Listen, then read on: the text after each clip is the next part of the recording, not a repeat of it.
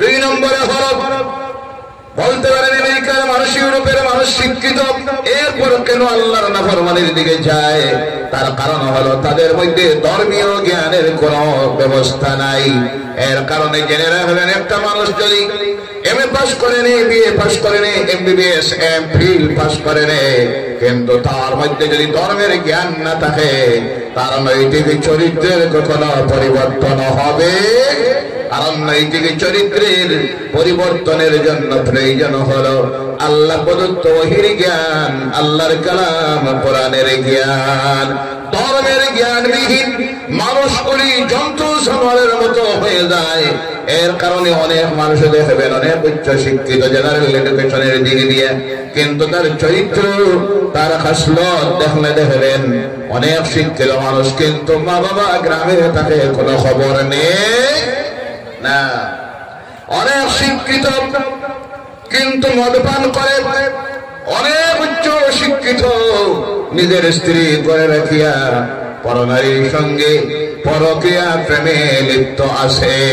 তার কারণ হলো তার মধ্যে ধর্মের জ্ঞান নাই, কোরআনের জ্ঞান নাই। যার কারণে তার ভিতরে থেকে চলে গেছে আল্লাহর ভয়। এর কারণে ইসলামের কথা হলো, একদিকে দিয়ে তুমি দুনিয়ার এডুকেশনে শিক্ষিত হবা, আর দুই নম্বরে আল্লাহর কালাম, কোরআনের জ্ঞান অর্জন করা প্রতিটি মুসলমান নরনারীর জন্য আল্লাহ রাসূল বলে গেছেন ফরজ। কিন্তু আফসোস, দুঃখ লাগে, আজকে এই সময়ে, যে সময় আমাদের সমাজের মধ্যে আল্লাহর নাফরমানের কাজ করতেছে, এখন পর্যন্ত আমাদের সমাজে কোরআনের ইসলামের শিক্ষা দেওয়ার জন্য যে ব্যবস্থা, আজকে তো মাদ্রাসাগুলি, সরকারি মাদ্রাসা শেষ, বন্ধ হয়ে গেছে। বেসরকারি যে মাদ্রাসাগুলি, অধিকাংশ মাদ্রাসাগুলি অত্যন্ত দুর্বল অবস্থায়। একদিকে এখানে যে ছাত্রগুলি দেওয়া হয়, বেশিরভাগ ছাত্র এতিম, মিসকিন, ফকির, এরপরে লুলা, লেংলা, ঠেলা, মাদ্রাসা না বিশাল। এর কারণে দেখা যায় এখান থেকে সুযোগ্য আলিম যেভাবে বাইর হওয়া, মুহাদ্দিস, মুফাসসির, ফুকাহা বাইর হওয়া সম্ভব হচ্ছে না। এবং যারা হয় এদের মন মানসিকতাটা প্রথমেই ডিভাইড হয়ে যায়। কারণ সে তার জন্মের পর থেকে দেখতেছে আমি লালিত পালিত হচ্ছি যাকাতের মাধ্যমে, ফিতরার মাধ্যমে, সদকার মাধ্যমে, লিল্লাহর মাধ্যমে। তাই সেই চিন্তাধারার ব্রেইন তৈরি হয়। এক। দুই নম্বরে হলো মাদ্রাসাগুলি পরিচালিত হচ্ছে জনগণের দানের উপর নির্ভর করে, তাই সেখানে উন্নতভাবে শিক্ষা ব্যবস্থা দেওয়া সম্ভব হয় না। তাছাড়া মাদ্রাসায় শিক্ষা গ্রহণ করে আমাদের সমাজের 1% ছেলেরা। কয় পার্সেন্ট? 1%। বাকি 99% এর ধর্মীয় শিক্ষা দেওয়া ব্যবস্থা হলো মক্তব শিক্ষা। কোন শিক্ষা? মক্তব। যে মক্তবগুলির করুণ অবস্থা, আজ সমাজ সচেতন হয় নাই। এক একটা মক্তব, প্রথমে মক্তবের শিক্ষক নিয়োগ দেওয়া হয় বেশিরভাগ।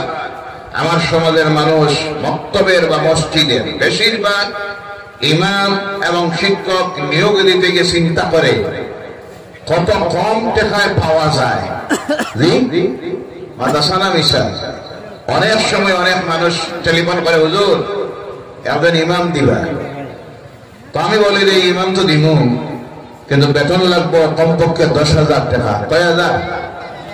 কইয়া আল্লাহ হুজুর মানু মারি লাইতানি, আমরা গো মহল্লা বড় গরিব মহল্লা, আমরা খেয়াল আসলো কোন রকম চলতো 4-5 হাজারের ইমাম দিয়া। নাউজুবিল্লাহ কইলা না? চিন্তাধারাটা দেখেন, কোন রকম চলতো, মানে নামাজ হোক না হোক এই চিন্তা নাই, কোন রকম চলতো। বহুত এলাকা আছে, মসজিদ আছে, যে মুয়াজ্জিন মসজিদে রাখা হয়, সেই মুয়াজ্জিনের প্রতিটি শব্দে শব্দে ভুল আছে। কথা ঠিক কিনা? কারণ মুয়াজ্জিন রাখতে বুঝানি হয়, গাঁও খুঁজাইয়া দেখো তো বুড়া দুড়া কেউ বেকার আসেনি না? না জি, 12 মাসে বেমারি কেউ আসেনি বেকার বুঝাইয়া দেখো। নাউজুবিল্লাহ বলে, এটা তো বারবার বলা হয়। যারা রাখেন আপনারা একটু লক্ষ্য রাখার প্রয়োজন। রাস্তায় যারা বাইক রেখেছেন, অনেক গাড়ি বাইর হচ্ছে না, অনেকে ঢুকতে চাইছেন, ঢুকতে পারতেছেন না, অনুগ্রহ করে আপনারা রাস্তাটা ক্লিয়ার করে দেন, নিজের গাড়িটা এমন জায়গায় রাখুন যাতে অন্যের গাড়ি বা বাইক বাইর হইতে অসুবিধা না হয়। ইসলাম তো অন্যকে অসুবিধা করার, কষ্ট দেওয়ার শিক্ষা আমাদেরকে দেয় নাই। এখন রাস্তায় চলার তো নিয়মও আল্লাহ রাসূল শিখাইয়ে দিয়ে গেছেন। ডান দিকে কখন আসবেন, বাম দিকে কখন, পিছনে কেউ থাকে তারে রাস্তা দিবেন, সাইড দিবেন। আমাদের তো, আমরা তো কোনো নিয়ম কানুনই জানি না। দেখবেন অনেক সময় আপনার তাড়াহুড়া, অনেক ড্রাইভার ভাইরা আছেন, দেখবেন অনেক সময় আপনার তাড়াহুড়া, আপনার ড্রাইভার পিছন দিক থেকে লাইট দিয়ে সিগন্যাল দিতেছে যে ভাই আমার পাঁচটা দেও, তো আধা ঘন্টা চলে যায়, পাঁচ দিতে রাজি হয় না, আগের গাড়িটা আসে না নাই। জি, আর এটা তো তার নিজের অসুবিধা আছে, হইতে পারে অসুস্থ মানুষ, গাড়িতে তাড়াতাড়ি ডাক্তারের কাছে পৌঁছার প্রয়োজন, তাই তোমাকে সিগন্যাল দিতে যে পাঁচ দেও, পাঁচ দিতে চায় না।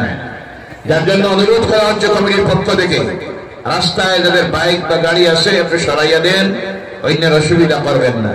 তো বলতেছিলাম, দেখা যায় এমন মুয়াজ্জিন, যে মুয়াজ্জিনের প্রতিটি শব্দে শব্দে ভুল, আজান আদায় হয়, একটা মসজিদের আজান যদি আদায় না হয়, গোটা মহল্লাবাসী গুনাহগার। কথা বোঝা গেছে?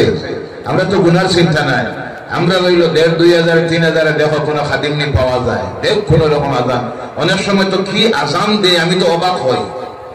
যে শব্দগুলি উচ্চারণ করে তার অর্থ যদি তোলা হয়, দেখা যাবে এটা তো এত বিকৃত হচ্ছে, ঈমান চলে যাওয়ার কারণ আছে। নাউযুবিল্লাহ বলেন। এরপরে ইমাম রাখতে গিয়ে, আজকে তো ইমাম নিয়োগ বোর্ড নাই বাংলাদেশে, আলহামদুলিল্লাহ তারা ইমাম নিয়োগ বোর্ড আছে, অ্যাপ্লিকেশন নেই, ইন্টারভিউ নেই। এরপরে ইমাম নিয়োগ দেওয়ার আগে তারা আমাদের মাস্টারগুলি নিয়োগ দেওয়ার পর যেভাবে বিটি করায়, ডিএলএড করায়, ইমামদেরকে 2 বছরের কোর্স প্রশিক্ষণ দেওয়া হয়। কারণ কত বড় জিম্মাদারি দায়িত্ব, একটা মহল্লার মানুষের নামাজ শুদ্ধ হওয়া, ভুল হওয়া যার উপরে নির্ভর করতেছে, তিনি হলেন কে? ইমাম। বহু মসজিদে আমি দেখেছি এমন ইমাম আছে যার কোনো কোয়ালিফিকেশন নাই, হাফিজ, কারি, মৌলানা, আলিম, মুহাদ্দিস, মুফতি, কোন সার্টিফিকেট নাই। তার যোগ্যতা হলো ছোটবেলায় 2-4 বছর কোন মাদ্রাসায় গেছে, নাম্বা একটা জামা আছে, টুপি আছে, ওই তো মেসা। কি মেসা? চলছে ইমামতি নামাজ, নামাজের যে জরুরি প্রয়োজনীয় মাসলাগুলিও জানা নাই, দুস্থান নাই। আমাদের চিন্তাধারা হইল কোন রকম 4-5 দিয়ে চলো, 4-5 ইমাম এমন ইমাম হবে। যোগ্যতা সম্পন্ন কোন আলিমকে যদি রাখতে আপনি যান, সার্টিফিকেট প্রাপ্ত আলী সাহেব, হাফিজ সাহেব, মৌলানা সাহেব যদি হয়, কম পক্ষে দেওয়া লাগবে কয় হাজার? 10,000। কয় হাজার? কম পক্ষে। তখন আমরা এই জায়গায় যাওয়ার পরে নামাজ সত্য হোক না হোক এই চিন্তা নাই, কোন রকম চলো, ওই চলতে চলতে গিয়া ওরা সমাজটা ধ্বংসের দিকে চলে যাইতেছে। আর একটা জায়গায় গেলে সবচেয়ে বেশি অভাব, যে জায়গাটা হলো মসজিদের ইমাম রাখতে গিয়া সবচেয়ে বেশি অভাব দেখা দেয় গরিব মহল্লা। কি মহল্লা? গরিব মহল্লা। মাসে 100 টাকার উপরে দেওয়ার সম্ভাবনা নাই। যে মানুষটা বলতেছে 100 টাকা দেওয়ার সম্ভাবনা নাই, তার ঘরে গিয়া খবর লইয়া দেখেন 3টা মানুষ প্রতিদিন রোজে করতেছে 1,500 টাকা। কয় হাজার? 1,500। 500 টাকার নিচে কোনো রুজি নাই। ওর ঘরে গিয়ে খবর লইয়া দেখেন 3টা মোবাইল। কয়টা? প্রতি মাসে রিচার্জ করতে হয় 1,050 টাকা। আগে না বাদে? জি, দেওয়া থাকে আগে না বাদে? আগে। ইলেকট্রিক বিল এখন আগে না বাদে? সব চলে, কোনো অসুবিধা নাই। তো ইমামের বেতন 7 মাসটা কি দিছে না, এগুলো আসে না নাই? জি, কমিটির কর্মকর্তা যারা যদি বেশি টাকা দেয়, তাই অসুবিধা নাই, আপনারা মোল্লা ছাড়িয়ে দেয় বুঝিয়া। নাউযুবিল্লাহি মিন যালিক। এই জাতি মন মানসিকতার চরিত্রের কখন পরিবর্তন হবে? ভাইরা আমার, মক্তবের অবস্থা দেখবেন, কোন সময় দেখা যায় অনেক মক্তবগুলি আছে যেখানে 100 ছাত্র, শিক্ষক 1 বা 2 আবার অনুপযুক্ত শিক্ষক। যে শিক্ষকের কোয়ালিফিকেশন যদি হয় ম্যাট্রিক পাস, আপনারা বলুন সেই শিক্ষক কি 10-এর ছাত্র পড়াইতে পারবো? আজকের যুগের যে ইংলিশ, এরপরে ম্যাথমেটিক্স, সায়েন্স, ম্যাট্রিক পাস করে 9-10-এর ছাত্র পড়ানো সম্ভব? যে শিক্ষক নিয়োগ দেওয়া হয়েছে মক্তবে, তারই কোয়ালিফিকেশন হলো কোন রকম টানি টানি কোরআন শরীফ তিলাওয়াত জানে। এর কাছে যদি ছাত্র দেওয়া হয়, এই ছাত্র তার কাছ থেকে কি শিক্ষা গ্রহণ করবে? এরপরে দেখা যায় ক্লাস শুরু হয় 7টায়, ছুটি হয়ে যায় বিদায় 8টায়। তার কারণটা কি? তার কারণ হলো, আমি অনেক সময় বলি, সব কিছুর বেজাল হলো গোড়ায় গলদ। এই বাচ্চাটা যে ঘর থেকে উঠে আসতেছে সকালবেলায় মক্তবে, যে দুইটায় তার জন্ম দিছে, দুইটা হলো পাক্কা বেনামাজি। জি, এফতের নামাজ নাই, তিলাওয়াত নাই, ইসলাম কি, ওযু কি, গোসল কি, এই খবর নাই। যদি এই বাপ 5 ওয়াক্তের নামাজি হতো, মা যদি নামাজি হতো, তিলাওয়াতকারী হতো, তাহলে এই মা তিলাওয়াতের গুরুত্ব বুঝতে পারত। বাপ যদি নামাজি হতো, ওযুর গুরুত্ব, গোসলের গুরুত্ব, নামাজের ফরজ ওয়াজিব সুন্নাত মুস্তাহাবের গুরুত্ব বুঝতে পারত। সে দেখতো নামাজিকে যখন দাঁড়াই, মারাত্মক ভুল আমি করেছি ছোটবেলায়, এখন পর্যন্ত শুদ্ধভাবে কোরআন তিলাওয়াত জানি না, নামাজের ফরজ ওয়াজিব সুন্নাত জানি না, আমার ছেলেটার যেন এই অবস্থা না হয়।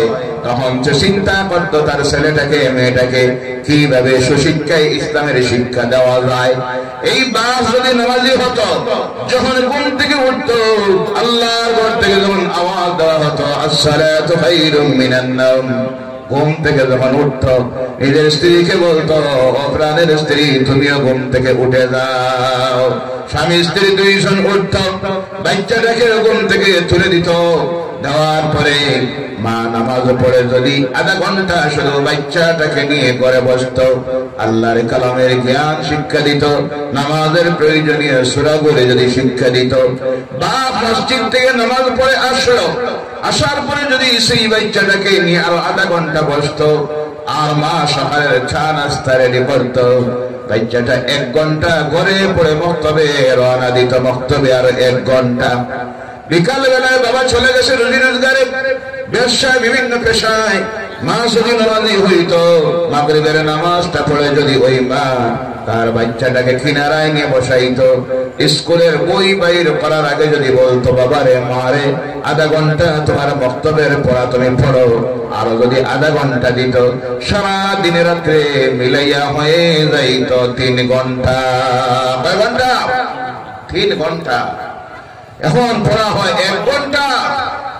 শিক্ষক 2 জন, 100 ছাত্র, ক্লাস 9-এ উঠে গেছে। এখন প্রাইভেট শিক্ষকের কাছে যাওয়া লাগে, মোবাইলে তার বিভিন্ন অনলাইনে ক্লাসের পড়া আসতেছে, তা দেখতে হয়। এখন আর মক্তব নাই, শেষ। যে সময় মক্তব বাদ দিল, খবর লইয়া দেখা যায় কোরআন তিলাওয়াত তো দূরের কথা, ওযু গোসল ফরজ ওয়াজিব সুন্নাত মুস্তাহাব প্রয়োজনীয় ইসলামী মাসলা মাসাইল সামান্য এখনো শিখতে পারছে। ওই হলো তার মূল ফঞ্জি। মক্তবে যা শিক্ষা গ্রহণ করা হয় তা দিয়া মরার আগ পর্যন্ত চলতে হয়, বলা ঠিক কিনা? অনেকে অনেক সময় হয়তো বাদে শিক্ষা যায়, বাদে শিখছে কেউ, জি বাদে শিখে না। বাদে শিখে কোনটা? মোবাইলের পাবজি গেম, কি না কি আজে বাজে নাচ গান ডং তামসা দিয়ে সময় নষ্ট করে দেয়। এর কারণে আল্লাহর রাস্তা অনুযায়ী রেখি মক্তবের শিক্ষার প্রতি গুরুত্ব দেন। প্রতিটা মুসলমানদের ছেলে মেয়েকে যদি প্রকৃত ইসলামের জ্ঞান দিতে না পারেন, তাহলে আজকের এই অশ্লীলতায় ভরপুর দুনিয়া, বিভিন্ন নাফরমানি, ছেলে মেয়েরা আজকে মদের নেশায় আসক্ত, নেশার ট্যাবলেট খায়, হিরোইন খায়, বিভিন্ন ভাবে ড্রাগ সেবন করে করে নাম করা এডিক্ট হয়ে যাচ্ছে। রাস্তায় ঘোরাঘুরি দেয় বেশিরভাগ। অনেক সময় ভদ্র পরিবার, অভিজাত পরিবারের মা বাবারা অভিযোগ দেন, আমার একমাত্র ছেলেটা ওদের দোয়া করবা, আজকে এডিক্ট হয়ে গেছে, কোনো কিছু দিয়ে তাকে হেদায়ত করা যাচ্ছে না, আজকে তার জন্য দোয়া করে আর লাভ হবে না।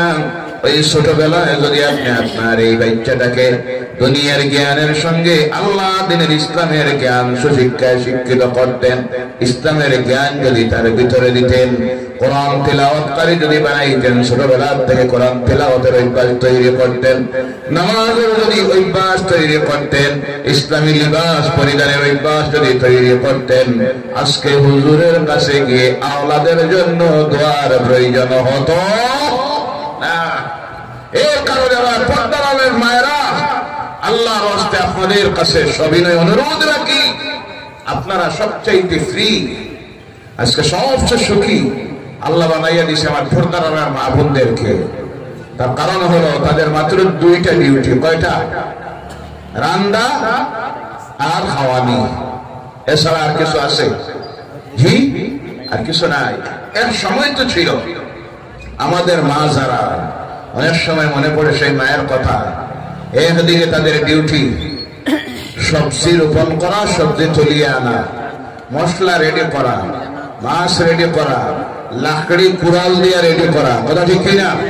গ্যাসের কোনো তো ব্যবস্থাই নাই, দাম মিলিয়ে নেওয়া নাই, আমাদের মার্কেট থেকে সব আসতেছে, সব তারা নিজ হাতে তৈরি করতেন। এরপরে ছেলে মেয়ে কমপক্ষে থাকতো 6-7টা, কথা ঠিক কিনা? 5, 6, 7, 8টা ছেলে মেয়ে, 21 মা থাকত। এরপরে সন্ধ্যার পরে মা বাচ্চাকে নিয়ে বসতেন, বই বাইর করো, মক্তবের শিক্ষা বাইর করো। এই পরিমাণ ডান্ডা দিতে এখনো মনে আছে। সকালে ঘুম থেকে ফজরের সময় না উঠলে আব্বা নামাজে যাওয়ার সময় ডাক দিতেন প্রতিটা দরজায় গিয়া, ওটাও নামাজে যাও। আমরা ছিলাম 4 ভাই 4 বোন। 1 নম্বরের ভাই qualification MA first class BEd, 2 number MA first class political science BEd, 3 number MA LLB first class, আর আমি 4 নম্বর। আমার কোয়ালিফিকেশন বলার দরকার নাই, এটা আপনাদের জানা আছে অনেকের। 4 জন বোন, প্রত্যেকটা সেই সময়ের গ্রাজুয়েশন নিয়েছে, সুবহানাল্লাহ বলেন। একমাত্র আমার মায়ের অবদান। আমার মা সেই সময় ছিলেন ক্লাস 7 পাস, কোথায় কোথায় এসেছে, কিন্তু মাগরিবের পর নামাজ পড়ে ডাক দিতেন বই বাইর করতে হবে, প্রথমে মক্তবের বই বাইর করো। আর ফজরের সময় আব্বার ডিউটি ছিল মসজিদে নামাজের সঙ্গে যেতে হবে, না হয় সকালবেলার খানি বন্ধ। যার কারণে আজ আমরা আপনাদের দোয়ায় শিক্ষা গ্রহণ করতে পেরেছি। প্রতিটি ভাই প্রতিষ্ঠিত বিভিন্ন ক্ষেত্রে। 2 জনের আল্লাহ হায়াত শেষ হয়ে গেছে, রিটায়ারমেন্টে গিয়ে দুনিয়া থেকে চলে গেছেন। আল্লাহ তাদেরকে মাফ করে দেন, জান্নাতুল ফেরদাউসের জায়গাতে করেন আল্লাহুম্মা আমিন। আজকে মায়েরা আপনারা একেবারে ফ্রি, কিন্তু আপনারা সময়টাকে নষ্ট করে দিতেছেন। সবচেয়ে বড় যে বদ আমল সেটা হলো মোবাইল। কোনটা? 24টা ঘন্টা ঘুমানি রাত পর্যন্ত মোবাইল আর মোবাইল। নিজের বাচ্চাটাকে সেই আমল তৈরি করাইয়া দিতেছেন। ছোট বাচ্চা আর ঘুমে ধরে না, মা হাতে দেয় মোবাইল। বাচ্চা খানি খায় না, হাতে দেয় মোবাইল। আন্দা বন্ধ করে না, হাতে দেন মোবাইল। এই মোবাইল আর মোবাইলে আপনার বাচ্চার জীবনটাকে আপনি নষ্ট করে দিতেছেন। মাগরিবের আপনি নামাজ পড়ুন, আপনার বাচ্চার হাতে তুলে দিন আল্লাহর কালাম কোরআন। মাগরিবের ফজরের নামাজ পড়ুন, বাস করে আসেন, বাচ্চাটাকে কিনারায় নিয়ে বসান আর মক্তবের শিক্ষা দেন। 3 ঘন্টা আমি ইনসাফের সহিত বলি, মক্তবের শিক্ষক যদি দেয় 1.5 ঘন্টা, আর বাস যদি দেয় সকালে আধা ঘন্টা, বিকালে যদি দেয় মা 1 ঘন্টা, 3 ঘন্টা যদি একটা বাচ্চারে আল্লাহর কালামের ইসলামের জ্ঞানের শিক্ষা দেওয়া হয়, 9 থেকে 10 বছর বয়সে, আমার মন বলছে, আল্লাহর কসম করে বলছি, আপনার এই ছেলে মেয়ে সুশিক্ষায় শিক্ষিত, শুদ্ধ আল্লাহর কালাম কোরআনের তিলাওয়াতকারী হয়ে যাবে ইনশাআল্লাহ। বলেন ইনশাআল্লাহ। প্রয়োজনীয় ইসলামের যে সব জ্ঞান, ওযু, গোসল, হজ, ফরজ, যাকাত, হাজ, নিফাস, মুস্তাহাব, প্রয়োজনীয় সব শিক্ষা গ্রহণ করতে পারবে। আর যদি সেই লেভেলের আওলাদ বানাইয়ে যাইতে পারেন, 2 দিকের শিক্ষায় শিক্ষিত, এই আওলাদের হাতে আপনি কোনোদিন নির্যাতিত হবেন না। এই আওলাদ মদকুর হবে না, জেনাকুর হবে না, এডিক হবে না। এই আওলাদ আপনি দুনিয়া থেকে চলে যাওয়ার পর তার মনের মধ্যে আসবে, ওই আব্বা হাতে ধরে ধরে আমাকে কোরআন শিখাইছেন, এই মা আমাকে ফজরের পর কিনারায় বসে কোরআন তিলাওয়াত শিখাইয়াছেন। শবে বরাতের রাত্রিতে আল্লাহর কালাম তিলাওয়াত করবে, শুক্রবারের দিন ফজরের নামাজ পড়ে তোমার কবরের দিকে রওনা করবে। ঈদের দিন ঈদগাহে যাওয়ার আগে বারবার মনে পড়বে ওই আব্বার কথা, আম্মার কথা।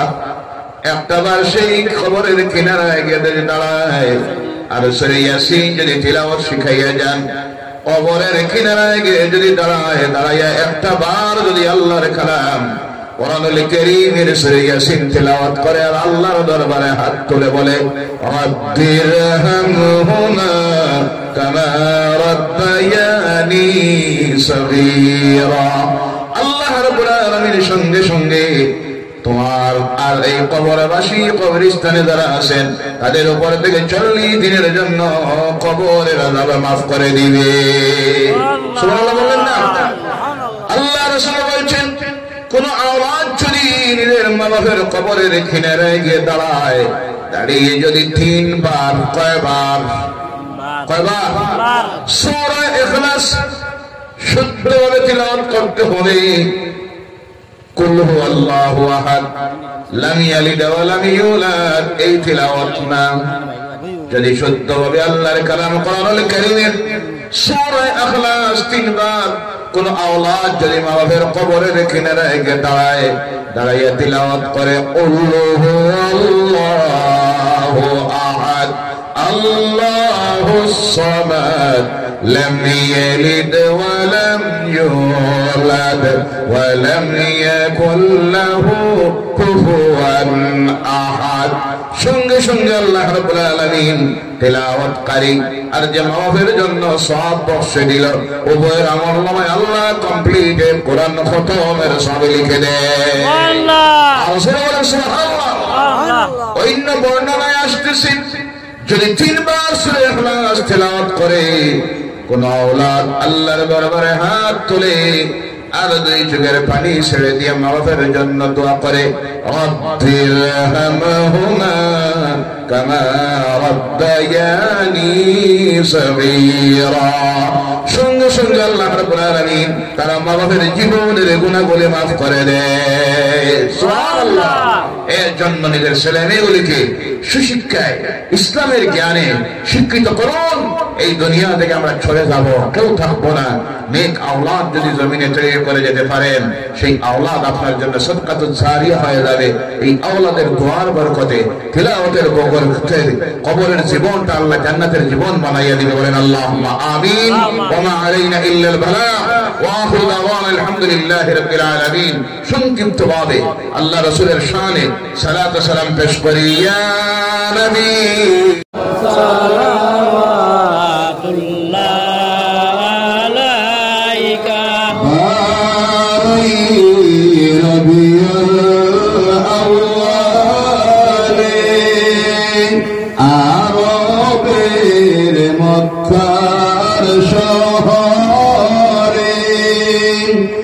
আব্দুল্লাহর জীর্ণ গজিরে পাঠাইলেন আল্লাহ আপনাকে। ইয়া নবী সালামু আলাইকা, ইয়া রাসূল সালামু আলাইকা, ইয়া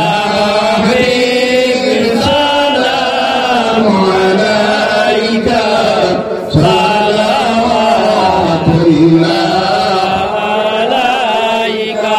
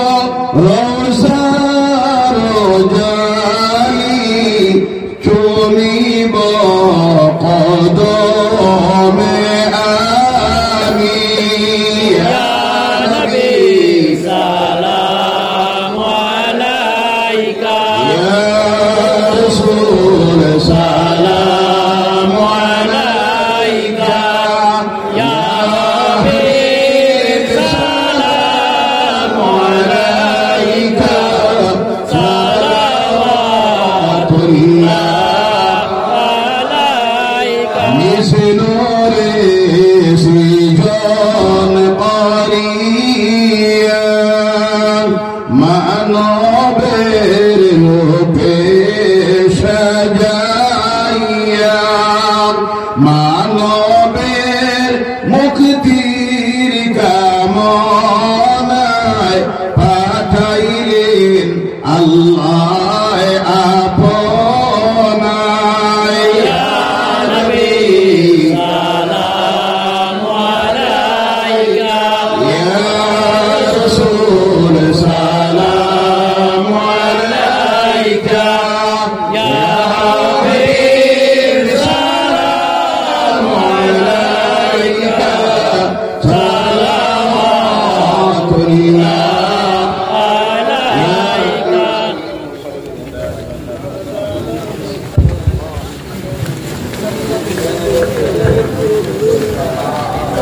إلى نبي پر رکھنے مدام استغفر الله إن الله غفور رحيم استغفر الله ربي من كل ذنب وأتوب إليه ولا حول ولا قوة إلا بالله العلي العظيم اللهم آمين يا رب العالمين اللهم آمين ربنا ظلمنا أنفسنا وإن لم تغفر لنا وترحمنا لنكونن من الخاسرين اللهم آمين ربنا آتنا في الدنيا حسنة وفي الآخرة حسنة وقنا عذاب النار وادخلنا الجنة مع الأبرار برحمتك يا عزيز يا غفار يا رب العالمين اللهم آمين رب العالمين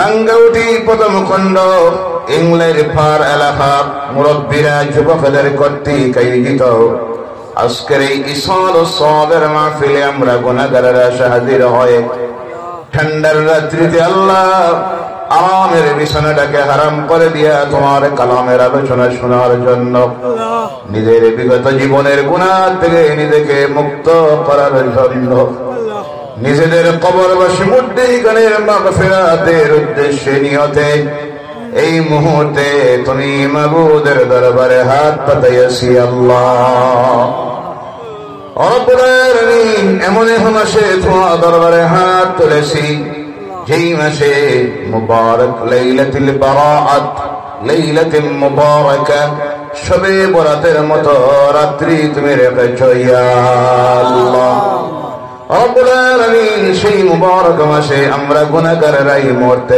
খালিস তওবার নিয়তে তওবা করে তুমি রহমানুর রহিম গফুরুর রহিমের দরবারে হাত পাতাইয়াছি মাবুদ আল্লাহ আমাদের গুনাহ যদি আকাশ আর জমিনের মধ্যবর্তী খালি জায়গা পরিপূর্ণ হয়ে যায় তার চাইতে লক্ষ কোটি গুণে বড় তোমার রহমতের দরিয়া আয় আল্লাহ তুমি মাবুদের দরবারে করি আল্লাহ এই মাহফিলের এই জন থেকে শুরু করে তোমার বান্দারা বান্দিরা যত প্রকারের সাহায্য সহযোগিতা দিলেন পরামর্শ দিলেন আল্লাহ সমস্ত কিছুকে তুমি কবুল আর মঞ্জুর করে নাও সব কবুল সর্বপ্রথম মদিনার হাবিবের নূরে রওজা মুবারক জান্নাতুল ফিরদাউসের টুকরায় পৌঁছাইয়া দাও আল্লাহ আল্লাহ জান্নাতুল বাকি জান্নাতুল মুআল্লা থেকে শুরু করে হাজার হাজার সাহাবায়ে কেরাম শুহাদায়ে কেরাম আউলিয়ায়ে কেরাম উলামায়ে কেরাম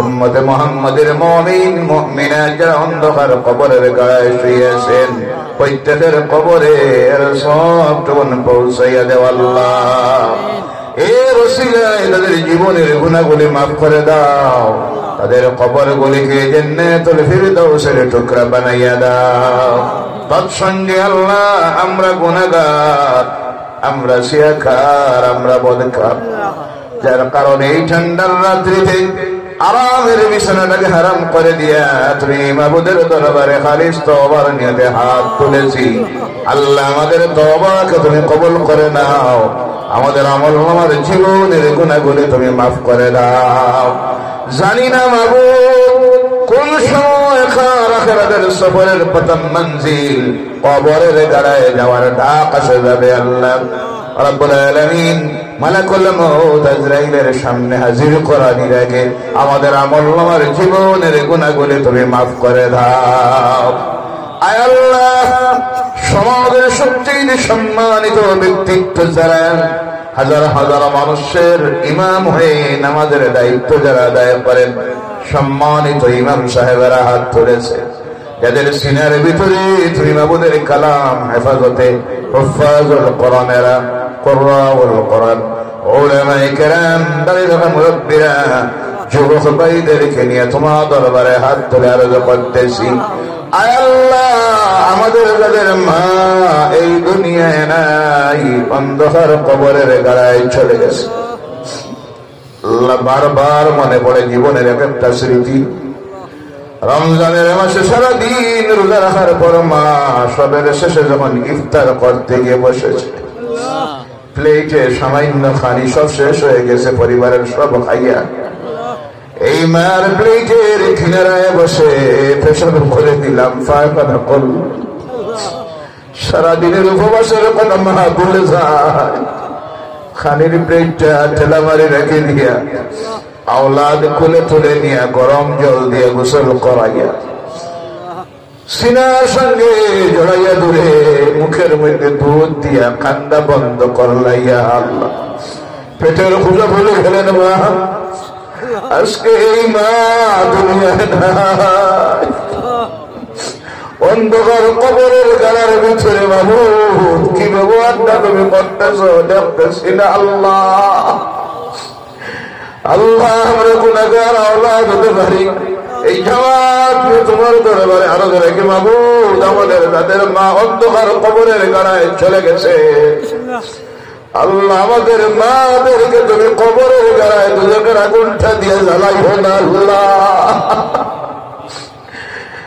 আল্লাহ, আমরা যারা আব্বা হারাইয়াছি মাবুদ, সারাটা জীবন যে মানুষ আওলাদের লাগে কাটাইয়া দিলাইয়া আল্লাহ, নিজের আরামের জিন্দেগি হারাম করে দিলাম। ভালো খাবার নাই, ভালো কাপড় পরিধান করে নাই, একমাত্র আওলাদের চিন্তায় কেমনে পড়াই, কেমনে লালন পালন করি, সুশিক্ষায় শিক্ষিত করি, এই চিন্তা করে করে জিন্দেগিটা কাটাইয়া দিয়ে আজকে কবরের গাড়ায় মার বারবার মনে পড়ে আল্লাহ সেই আব্বার কথা। এই জামাত নিয়ে তোমার দরবারে আমাদের আব্বাগণের জীবনের গুনাহগুলি মাফ করে দাও, তাদের অন্ধকার কবরগুলোকে জান্নাতুল ফিরদাউসের টুকরা বানাইয়া দাও। যাদের আব্বা জমিনে আছেন হায়াত দরাজ করে দাও, মা জমিনে আছেন হায়াত দরাজ করে দাও। এই শান্তির জায়গাটা, দোয়ার জায়গাটা তাড়াতাড়ি আমাদের নয়নের সামনে থেকে তুলে নিও না ইয়া আল্লাহ। রব্বুল আলামিন, আমার ভাই হাজী সাহেব, মুরব্বী সাহেব, একসঙ্গে তোমার বাড়ি তোমার হাবিবের বাড়িতে সফর করেছি আল্লাহ। আমরাও যে তোমার বান্দা অসুস্থ, ওনাকে শিফায়ে হাজিরা শিফায়ে কামিলা নসিব করে দাও ইয়া রাব্বুল আলামিন। তোমার বান্দারা যারা যে আশা নিয়ে এই ঠান্ডার রাতে যেই মুহূর্তে তোমার দরবারে হাত তুলেছেন, প্রত্যেকের দিলের নেক আশাগুলি তুমি পূর্ণ করে দাও। যা যে সমস্যা সমাধান দাও, অসুবিধা যেটা সে দূর করে দাও। প্রত্যেকের রুজিতে বরকত দাও, হায়াতে বরকত দাও, আমল বরকত দাও, ইজ্জতে বরকত দাও, ইলমে বরকত দাও। আল্লাহ আল্লাহ, আমাদের গুনার কারণে এই জমিনে বেইজ্জতির জিন্দেগিটা দিও না, অভাবের জিন্দেগি দিও না, রোগগ্রস্ত বানাইয়া ঘরে বইয়া রাখিও না, অপারেশনের রোগী বানাইও না। আল্লাহ, পর্দার মায়েরা বোনেরা হাত তুলেছে, তাদের জীবনের গুনাহগুলি মাফ করে দাও। প্রত্যেকের নিজের ছেলে মেয়েগুলিকে সুশিক্ষায় শিক্ষিত, উচ্চ শিক্ষিত বানাইতে পারি, সমাজে প্রতিষ্ঠিত করতে পারি, তৌফিকটা দাও। খাস করে আল্লাহ তোমার দরবারে আরজ রাখি, এই জমিনটা আমাদের জন্য বড় কঠিন জমিন হয়ে গেছে, ফিতনার জমিন হয়ে গেছে। আল্লাহ, আমাদের জান মাল ইজ্জত বড় ঈমান, মসজিদ মাদ্রাসা কোরআন তুমি মাবুদ যারা হেফাজতের কেউ নাই। আল্লাহ, তোমার গায়বী সাহায্য দিয়া, রহমত দিয়া হিন্দুস্তানের মুসলমানগুলিকে তুমি হেফাজত করে নাও। প্রতিটা ধর্মের মানুষ মিলেমিশে শান্তিতে আমরা বসবাস করতে পারি, তৌফিকটা দাও।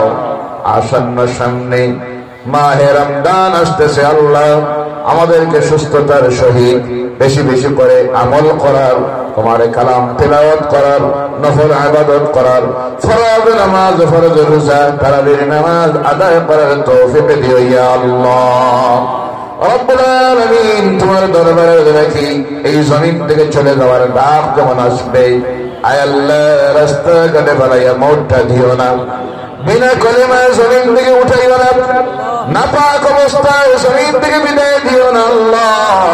জীবনের শেষ সময়টা যখন হাজির হবে, নূরের নবী নয়নের সামনে হাজির করে দিও। আর আমাদের জবানটা দিয়ে এই দুনিয়ার জীবনের শেষ কথাটা বারবার জারি করে দিও, লা ইলাহা ইল্লাল্লাহু মুহাম্মাদুর রাসূলুল্লাহ সাল্লাল্লাহু আলাইহি ওয়াসাল্লাম। সুবহান রাব্বিকা রাব্বিল ইজ্জাতি আম্মা ইয়াসিফুন ওয়া সালামুন আলাল মুরসালিন ওয়ালহামদুলিল্লাহি রাব্বিল আলামিন। আমিন। अस्सलामु अलैकुम व रहमतुल्लाह। सब नबियों से आला मेरा काली कमली वाला।